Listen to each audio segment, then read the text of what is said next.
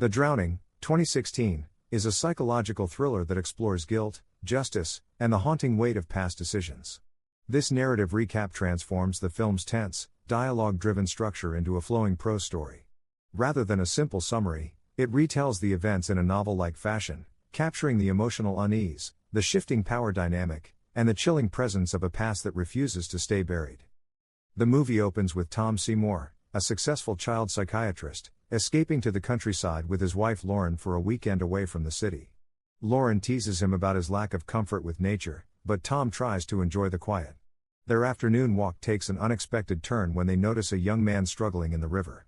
At first it looks playful, but panic sets in as the figure begins to slip beneath the surface.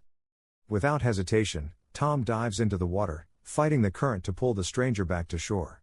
The rescue is desperate and chaotic. Tom nearly loses his grip, but sheer determination pushes him through. At last, the boy coughs up water and begins to breathe again. Tom's heart pounds with relief as Lauren rushes over, wrapping the boy in a blanket. The boy introduces himself as Danny. Shaken but alive, he thanks Tom for saving him. Yet as Tom studies his face, something about him triggers a buried memory. Though Tom cannot immediately place it, unease settles in his chest. Danny's voice, his manner, his eyes, they stir echoes from Tom's past, echoes he had hoped never to hear again. Back home in the city, Tom tries to return to normal life, but the image of Danny lingers. Days later, his unease crystallizes when Danny shows up in his office. The recognition slams into Tom. Danny is no stranger. Years earlier, Tom had testified against him in court. Danny had been just a teenager then, accused of brutally murdering a woman. Tom's expert testimony, painting him as a dangerous youth lacking remorse, had been a deciding factor in sending him away. Tom remembers the courtroom vividly, the hollow eyes, the smirk, the chilling absence of regret. And now here Danny was, sitting in his office, free and smiling faintly as though their shared history was nothing more than an old misunderstanding. Lauren dismisses the encounter as coincidence, urging Tom not to read too much into it. But Tom knows better. He sees the same look in Danny's eyes he saw in that courtroom, controlled, calculating, watching him closely as though playing a long game. Danny does not disappear. Instead, he begins to weave himself into Tom's life. He calls unexpectedly, lingers outside Tom's office, and always frames his presence as innocent coincidence. He insists that he only wants guidance, that he is trying to start fresh after being branded forever by his past. Tom feels torn between duty and dread. On one hand, his professional instinct tells him he should help, that rehabilitation is possible. On the other, his gut screams that Danny's reappearance is no accident. Lauren grows increasingly worried, sensing the danger Danny brings, but Tom assures her he can handle it. Yet even as he says the words, he knows he is already caught in Danny's web. Their next meeting takes place at a cafe. Danny speaks eloquently about wanting a second chance, about the difficulty of finding work with a criminal record. His voice is calm, persuasive, but Tom notices strange cracks in his story, hesitations, careful pauses, as though the narrative has been rehearsed. When Danny recalls the crime that sent him away, his tone shifts. There is no visible remorse, only a strange detachment, as if he is describing someone else's actions. Tom feels the hair on his neck rise. This is not a boy burdened by guilt but a man testing the waters, watching Tom for his reactions. Tom returns home unsettled. Lauren presses him for answers, but Tom withholds the darker details. He doesn't tell her how Danny looked at him, how the conversation felt less like a confession and more like a performance. But he knows, deep down, that Danny is not done with him yet. Danny's presence begins to stretch beyond Tom's professional life. He starts appearing near their home, in their neighborhood, even striking up conversations with Lauren under seemingly innocent pretenses. Lauren is polite but wary, her instincts sharper than Tom's professional optimism. She warns him again that Danny is dangerous, but Tom is reluctant to escalate. Tom rationalizes Danny's behavior as a cry for help, yet his nights are restless.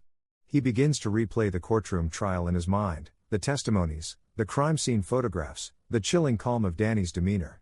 Had he misjudged a boy who could have been saved, or had he merely recognized the darkness early? Meanwhile, Danny grows bolder. He pushes boundaries, showing up uninvited, calling late at night, inserting himself into Tom's personal life as if testing how far he can go. Each step chips away at Tom's sense of safety. The professional line blurs into personal obsession. Haunted by his growing fear, Tom revisits old case files, rereading his own testimony against Danny. The words leap from the page, dangerous tendencies, lack of empathy, risk of reoffense. At the time, Tom had felt confident in his judgment. Now, with Danny sitting across from him again, he wonders whether his testimony was accurate, or whether Danny is deliberately proving him right. As Tom digs deeper, he learns troubling details about Danny's release. His parole was conditional, his reintegration into society fragile. Some believed he should never have been released at all. Tom begins to realize that Danny may not simply be crossing paths with him by chance. This may be the continuation of a story that began years ago in the courtroom. Lauren's patience phrase. She urges Tom to cut all ties before Danny destroys them both. But Tom feels caught in an ethical trap. If Danny truly is dangerous, walking away might leave others at risk. If Danny can be helped, abandoning him would be a betrayal of Tom's duty as a psychiatrist. That tension keeps Tom tethered to Danny, even as every instinct screams to let go. Danny begins to exploit Tom's uncertainty. He frames himself as a victim of a broken system, someone unfairly judged by people like Tom who never gave him a chance. He reminds Tom of his power in the courtroom, suggesting that Tom shaped his fate with a few decisive words. Tom begins to feel the weight of that guilt. Could he have doomed Danny to a cycle of incarceration and mistrust? Is Danny's troubled present the result of his testimony years ago? Danny seizes on these doubts, feeding them carefully, twisting Tom's empathy into a weapon. But Lauren sees through it. She watches how Danny's presence corrodes Tom's confidence, how her husband grows quieter, more withdrawn, as if Danny has crawled under his skin. She urges Tom to report him, to sever contact, but Tom insists he can still manage the situation. That insistence becomes the very weakness Danny exploits. What began as quiet manipulation soon escalates. Danny grows more invasive, appearing at places he shouldn't know about, confronting Tom in public, dropping veiled references to Lauren. His presence shifts from unsettling to threatening. Tom realizes too late that Danny is not seeking help at all, he is seeking control. Every conversation, every reappearance, has been a calculated step toward eroding Tom's sense of safety and authority. Danny wants him unsteady, questioning his own judgment, doubting his instincts. As the tension mounts, Tom begins to feel trapped in his own life. The lines between professional boundaries, personal safety, and old guilt blur into a suffocating haze. Lauren, terrified, demands that he end it once and for all. But Tom knows Danny won't disappear quietly. He is a shadow pulled from the past, one that refuses to let go. The story reaches its breaking point when Tom finally confronts Danny directly. The polite veneer drops, and Danny's true nature emerges. He taunts Tom about his testimony, about the power he once held in court. He hints that everything happening now, the intrusion, the fear, is his form of justice. Tom realizes with chilling clarity that Danny has engineered this entire reunion not for redemption, but for revenge. Saving him from the river was no coincidence, it was the spark Danny needed to re-enter Tom's life, to test him, to torment him. The confrontation becomes a psychological battle. Tom struggles to stand firm, to reclaim his authority, but Danny thrives on his uncertainty. Years of professional confidence crumble under the weight of one manipulative presence. For the first time, Tom feels not like the expert, but like the patient trapped in someone else's game. In the end, Tom recognizes the truth: Danny cannot be saved, not by him, not by anyone. Whatever chance of rehabilitation once existed has been consumed by obsession and malice. His presence in Tom's life is not about healing but about power, about making the man who judged him feel as small and helpless as he once felt in court. Tom's decision is not without cost. It strains his marriage, shakes his professional confidence, and leaves him questioning the very foundation of his career.